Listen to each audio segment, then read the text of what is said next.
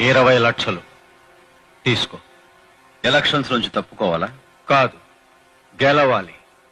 గెలవటానికి డబ్బు కావాలా? ఎన్నికలంటే కూరగాయల మూటల మైటం కాదు బోసు, కురుక్షేత్ర సంగ్రామం లాంటిది.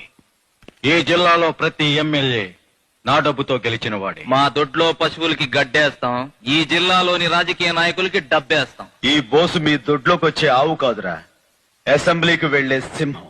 పొరపాటు, వచ్చి తీరాలి. మీకు ఓట్ల బెగ్గింగు తెలిస్తే మాకు రిగ్గింగు తెలుసు. రౌడీలకు మేమండా, మాకు పాలిటిక్స్ అండ. ఓట్లు అమ్ముకునే చరిత్రను మార్చడానికే నేను పాలిటిక్స్ లోకి దిగాను. వస్తా. డబ్బొద్దు సరే, నా ఓటు కూడా వద్దా? వద్దు, అస్సలొద్దు.